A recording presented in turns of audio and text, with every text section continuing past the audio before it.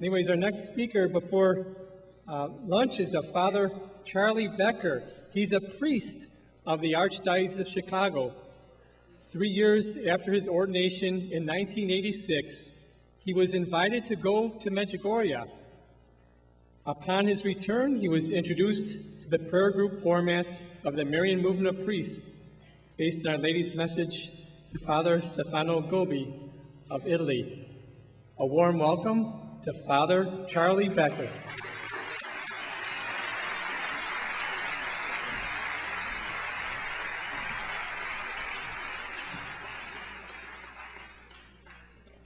Good morning, everybody.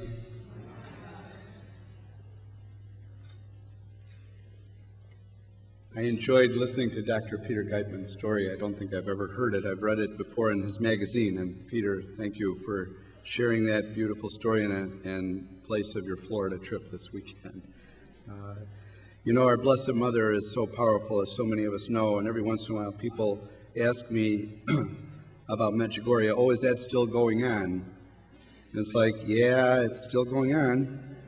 And there's many, many miracles that still happen to this very day.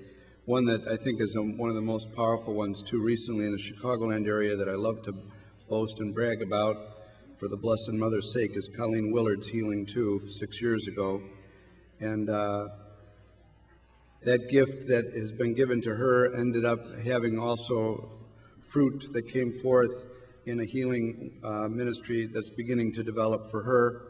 I have Colleen at my Tuesday night St. John Vianney prayer cenacle of the Marian Movement of Priests on the 4th Tuesdays of the month. We've been pretty regular, which is also a gift from Blessed Mother, because usually they're not this regular, but for a good year and a half. So if anybody's ever interested in that, that 7 o'clock evening Mass at St. John Vianney's, they have a Holy Mass every evening at St. John Vianney's in North Lake.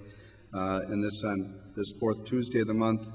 The other Tuesdays we have a cenacle Holy Hour of the Marian Movement of Priests, but the 4th Tuesday, Colleen shares her healing and deliverance gift with us while we pray the Rosary. And Garrett Fosco plays a guitar for us, and we sing hymns of Medjugorje and all, so please feel free to come by sometime. I'd like to start a little bit into my story. Many of you have heard my conversion story over the years. Actually, it's 20 years this month since my first trip to Medjugorje in 1989. And the family that took me there was Casey and Neely Vanderbosch from Lake Zurich, Killdeer area. And I was a pretty liberal priest. I mean, it's just what I grew up with. I didn't know any better. It wasn't like I chose liberalism over conservatism. It was just what I was brought up in. And there was no devotion to Our Lady since 3rd grade, basically. I didn't know how to pray a rosary.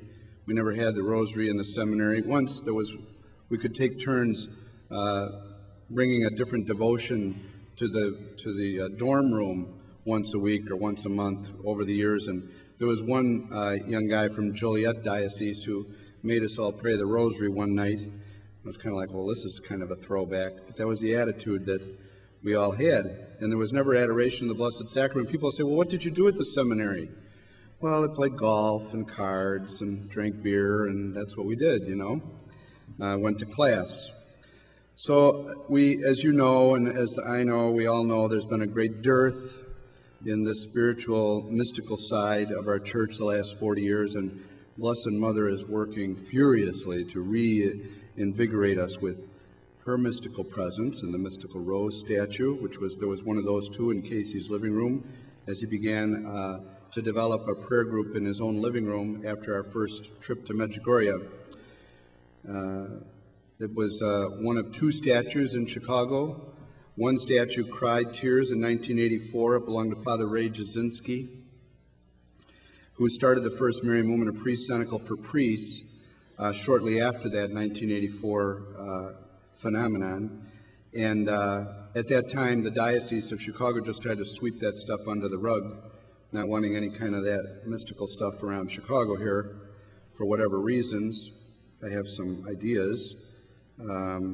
Anyway, there was a second statue, and it belonged to Bridget and Noel Naughton on the south side. And they had lent the statue to Casey as he developed this prayer group for a year in his living room. Well, in the course of that year, and after my first and second trips to Medjugorje, which, if you'd like to hear the rest of my whole story, because there isn't the whole time to get into the whole thing, you can check the website medjugorjechicago.org. That's Andy Zavko's, who died last year, who I've done 50 trips with over the last 20 years. His sons now have taken over the work of the pilgrimage group. Zdenko is at our table here, his oldest son, and Bruno is his second son, who lives in Medjugorje at the pilgrimage house with his wife and 2 kids. So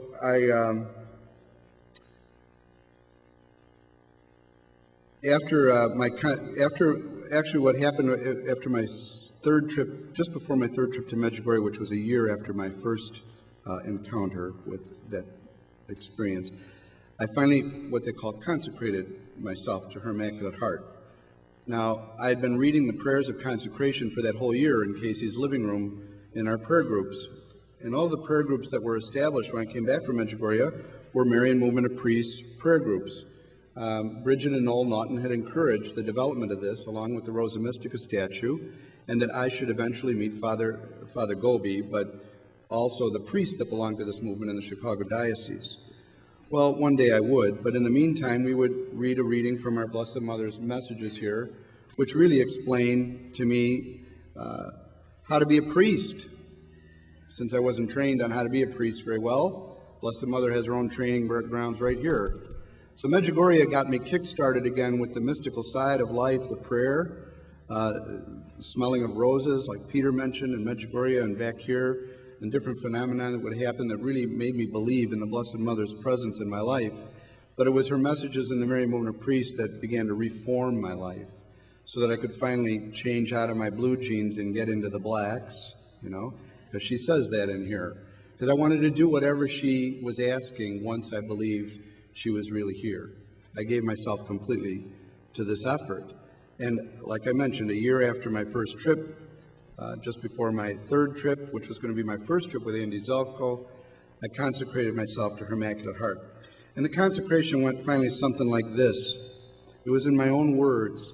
And really that's what a consecration is just giving yourself to the Blessed Mother and meaning it with your whole heart and your whole will.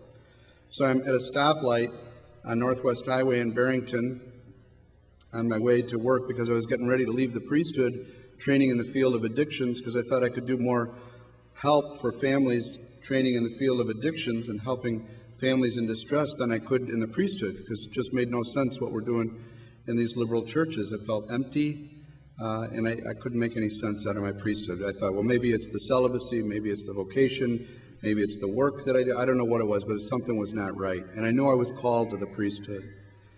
So finally, this one day, out of frustration, and after these events were beginning to happen in Medjugorje, my consecration went something like this. Blessed Mother, I'm sick and tired of trying to figure out my priesthood by myself.